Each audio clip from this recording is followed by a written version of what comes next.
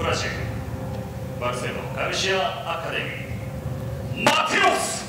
Lutes. Here we have our final for the under 76 kilogram.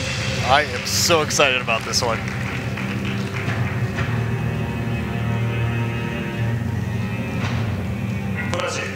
SPYDER Osvaldo Moizinho.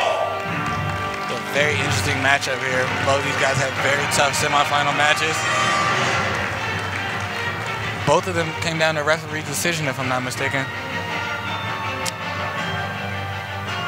Now, if I'm someone from the past that has not seen what the result is for this, that has not seen who's made it to the finals, and I'm a betting person, I'm gonna say I'm gonna put my money on the top two competitors. Would I choose these two competitors to be in the finals? I would not. I had Tanquinho and Levi. And I think a lot of people would have said the same thing, but that's why we have tournaments. Yeah. Let's see, maybe unassuming black belt versus a brown belt in the finals. Surprise everyone, and we've got Moizinho pulling guard immediately. Yeah, he's looking to get to his position. He has a very tricky guard, and 7 minutes to pass is not a lot of time to deal with Caixinho's guard. He's going to look to wrap up in his lasso and go for a lot of positions from here.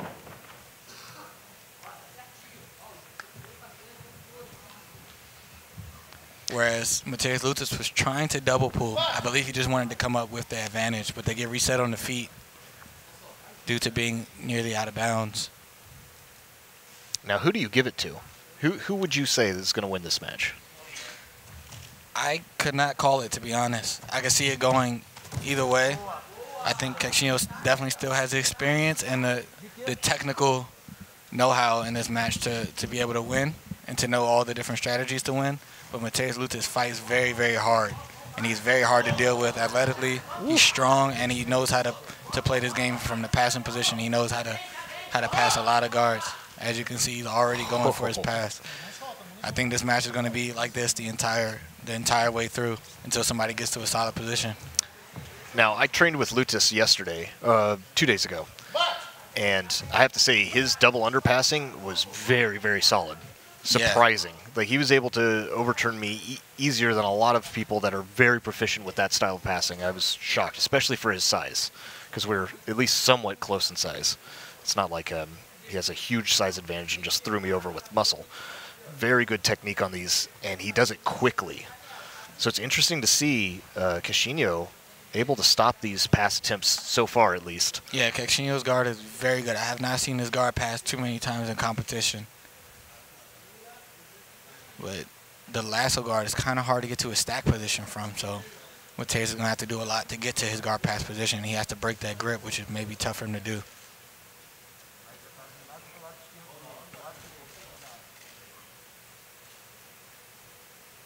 Lutes stopping, taking a breather, collecting himself. Still 0-0, 5 minutes left to go. Oh, and he breaks that lasso pretty easily. Heavy. But Caixinho does a great job recovering. He's going to pull up towards the knee. 50-50. Does not extend the knee yet. Long step through the middle here and get a very strong pass. Well, he's going to try to come around the other way. Yeah, I don't think that's the type of game that he likes to play. Hooked by Caixinho to reset here, and he has a lapel with him. Yeah, that lasso through the lapel. Very good positioning for Matheus, but it was not enough for an advantage. Now, we've seen Caixinho use this before, but he didn't go into like a full worm guard like he could with this. Yeah, he uses it to go more of a double lapel, kind of make the top guy tired, make them use a lot of energy trying to get out, and then he'll try to attack from there or hook the leg. And this interesting tactic from Lutes, grabs the gi, puts it in his mouth. He's doing that so that if Caixinho does want to pass it under his leg, he'll know before he could just pass it right away, because he'll have to pull it out of his teeth first. It's not really going to hold the lapel, but he knows that it has to get pulled out of his teeth, and then he could use his other hand to defend. So it's more like an early warning system. Yeah, it's like a safety mechanism, so he knows when Caixinho is going to go to try to pass it under his leg. Lutes, even in this lapel lasso, so dangerous Yeah, definitely. You can see the slight off balancing by Caixinha for Lutes, and even here he's and Caixinha going for a very strong sweep. And to answer Lutes, maybe going for the foot. Yeah, I think he's going for a toe hold, which I don't think is the correct answer here. But the 50-50 is actually, I think, a pretty good move for Lutes here. Because he could always use it to come up on a single leg from his guard.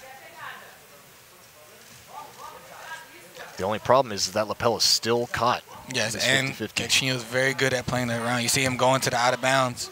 But now that lapel does no good, and Lutes pulling Caixinha back inbounds. He needs to get a pant grip. The grip that Matheus Lutes has on Caixinha is not a good grip. Very close. I'm wondering if they're going to give an advantage for Lutes for that, just because Caixinha, it seemed like he was trying to run out of bounds. The advantage. Yeah. And if he would have let go or even tried to drive. And there, one ref calls for 2 points for a penalty. For I think fleeing. for yeah, because the other ref is just calling back the advantage. So that did seem it could have gone that way, because it did seem like it could have been a clear-cut flea, like you were saying. But they are just going to give advantage. Yeah.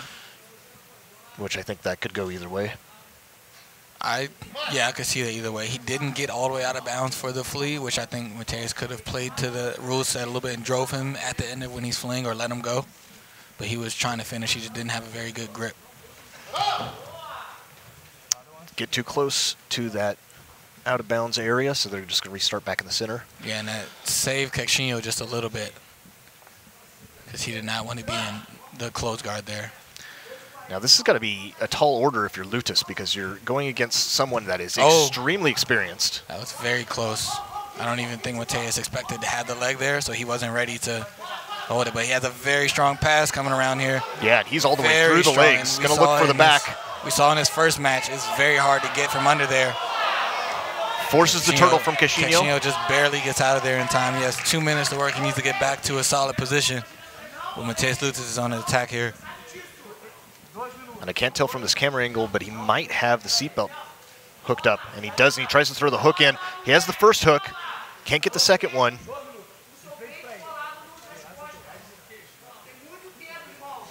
There you can see Tinoco coaching Lutes from the sidelines. Caixinha, if I were him, I would be trying to get to my back here to get back to my guard, but he seems to be trying to finish up top. And we've got the double attack of trying for the back while also holding onto that collar, maybe thinking about going for the choke, but ends up on bottom. Just getting an advantage, so. I think Caixinha was trying to end up on top, but I don't think that was a great idea, because Matheus Lutes is just going to pick that pants up and have to fight out of another single leg. See, he's very strong on the sweep here. And he's up on advantages, so now he is up. That's why I thought Caixinha should have tried to stay in his guard there, because once he gets out, that was a lot of effort by Matheus Lutes. He could have probably locked him back up into his lapel guard or something like that, versus trying to stay up top after being dead tired. So everything's all tied, but Lutes up 3 advantages to 0 advantage. Caixinha's got 1 minute to try to get this back. To sweep, and Matheus Lutes is very solid on top.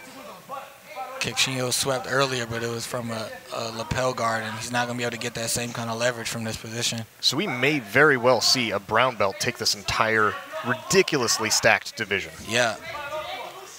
He has 30 seconds, and he has it. Very close, but Caixinha's coming up right now.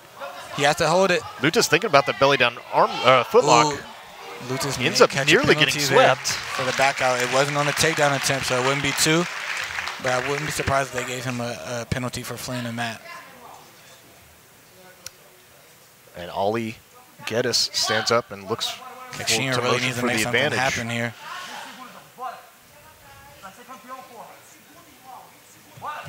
Oy.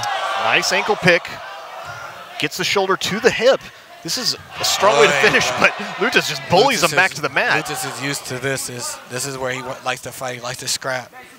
Both guys are tired. He usually has the advantage in a match like that. So he's going to take this by 3 advantages.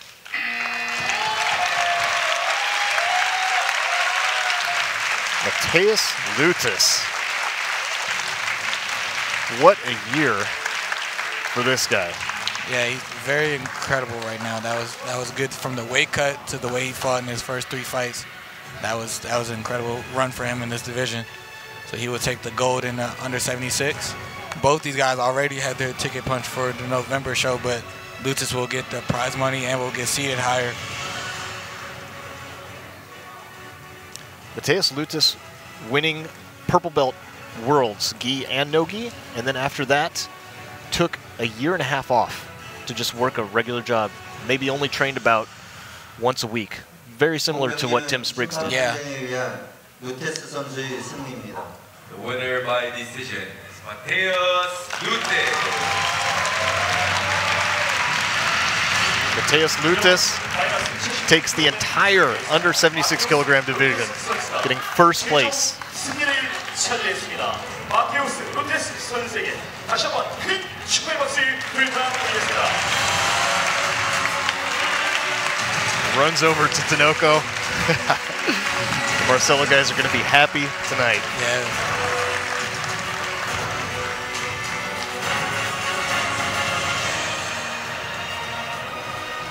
Here's a replay. Lutes versus Caixinho. Here's a little bit of lapel trickery, hiding that lapel in his mouth. Here's a sweep by Caixinho early on that gave him the lead for most of the match. And this was that mistake at the end, allowing Lutes to get towards the back. 브라질, 아토스, 클로비아, 칼라산스.